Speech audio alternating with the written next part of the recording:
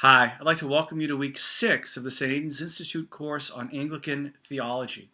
Now, the first couple of weeks of this course, we really dove deep into the heady content of looking at the patristic writers and the influence they had on our understanding of how to do theological work. We then spent a few weeks looking at excerpts from the study of Anglicanism to get a better feel for some of the big doctrinal distinctives of Anglicanism and how we come about understanding them. The rest of this course is going to be a lot of fun. This is where we get to really do some fascinating stuff.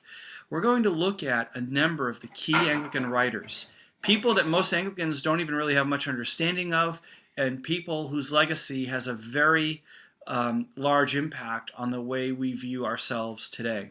In reading Schmidt's book, Glorious Companions, there's a piece I'd like to share with you. I'm sure you read it, but I want to reiterate how important it is. And it comes from the introduction when he writes, "This book is about people. Getting to know people is the best way to learn theology.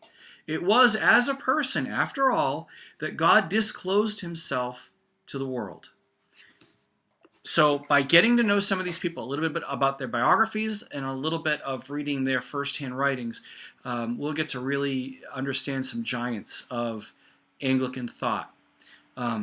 Each question that you address in the next few weeks is going to be to pick somebody out of a list of 3 or 4 people, write a little bit about who they are, a little bit about why you think they're important in terms of Anglican theological development, and then something about their actual writings that left an impact on you.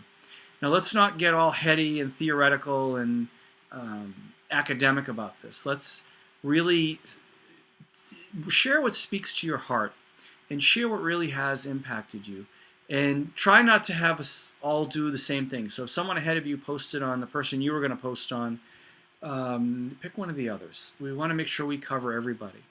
And then if you're very curious about someone you've read, you can do a quick Wikipedia search or internet search on them and get a lot more biographical and source material information on them. These are people that are well worth spending a lot of time on, and reading their stuff firsthand is really going to be time very well spent.